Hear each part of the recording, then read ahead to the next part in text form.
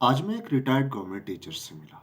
तो government teacher ने मुझे बताया कि अब हमारे स्कूल्स बहुत बेहतर हो चुके हैं। गवर्नमेंट स्कूल्स बहुत बेहतर हो चुके हैं। मैंने उनसे बताया कि वो जैसे बाज़ारी कुत्ते को पीट देते हैं, वैसे ही आपको जब जिस स्टूडेंट को दिलाता है, आप उसको पीट देते हैं। तो उसमें इम्प्रूवमेंट क्या होनी है? फिर मैंने उसे बताया कि मैं खुद भी एक गवर्नमेंट स्कूल से ही पढ़ा। तो फिर उसका कहना था कि नहीं, नहीं, वो पहले की और बात थी और अब की और बात है। अब जो है ना, गवर्नमेंट स्कूल्स बहुत बदल चुके हैं।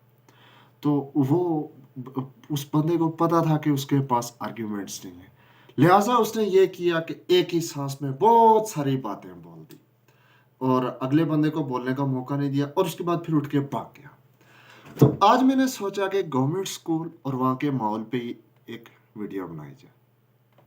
सबसे पहली चीज, एक बात कही जाती है कि जापान में टीचर को एक सदर के बराबर रिस्पेक्ट दी जाती है और दूसरी तरफ पाकिस्तान में अगर देखा जाए तो टीचर को वो रिस्पेक्ट नहीं दी जाती। हमारे साथ बड़ा जुल्म होता है, हमें ये कौम रिस्पेक्ट नहीं देती। टीचर को रिस्पेक्ट मिलनी चाहिए। इस किस्म की बहुत सारी बातें आपने भी सुनी होंगी और मैंने भी सुनी होंगी। किस्सा मुख्तसर कि हमारे टीचर्स का ये शिकवा जायज़ है, लेकिन अगर हम इसको दूसरे एक्सपेक्ट से देखें, जापान में हिरोशिमा और नागासाकी पे एटॉमिक बॉम्ब गिरे। उसके बाद वहाँ का एजुकेशनल सिस्टम ही था, वहाँ का कल्चर ही था, जिसने वापस उसको एक नेशन बना के खड़ा किया और दुनिया की सबसे तरक्की याफ्ता और मजबूत तरीन नेशंस में बुलाया। दूसरी तरफ हमारे टीचर्स पिछले 70 सालों से बस इसी चीज़ का शिकवा किए जा रहे हैं, हमारी सैलरी बढ़ा दो, हमारी मराद बढ़ा दो, अलाउंसेस बढ़ा दो, ये बढ़ा दो, वो बढ़ा दो। रिजल्ट क्या है? सिफर। स्टूडेंट इन पे ट्रस्ट करने के लिए तैयार नहीं है, पेरेंट्स इन पे ट्रस्ट करने के लिए तैयार नहीं है। इवन ये अपने खुद के बच्चों को कभी गवर्नमेंट स्कूल में पढ़ाने पर एग्री नहीं करते। इनको पता है ये वहां पे क्या पढ़ा रहे हैं, तो उस सूरत में ये अपने बच्चों को खराब नहीं करना चाह रहे। दूसरी तरफ अगर आप देखें तो बिल्कुल वो जैसे एक रिंग मास्टर में एक सोटी वाला होता है और वो शेर को सुधार रहा होता है, ठीक है, कि तुमने सर्कस में किस तरह परफॉर्म करना है। सेम एज इट इज एक टीचर बच्चे को पढ़ा रहा होता है और पढ़ाने में क्या होता है, सबसे पहले बच्चे को मारा जाता है।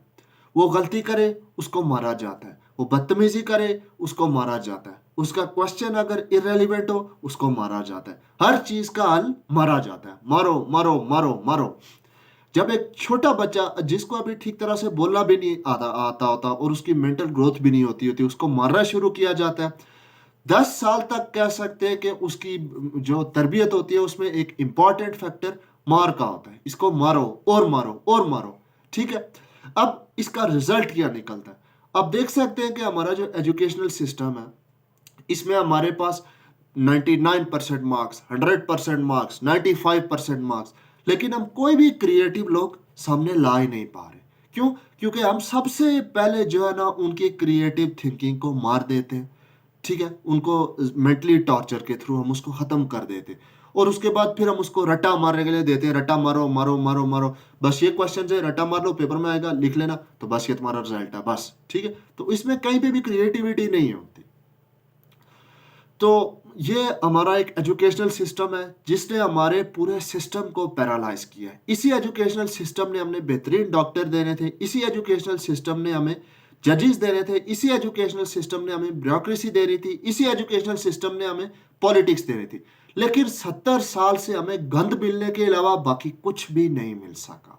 तो फिर किधर गए हमारे टीचर और किधर गया उनका ये दावा कि जापान में टीचर को बड़ी रिस्पेक्ट दी जाती है और हमें नहीं दी जाती। Thank you.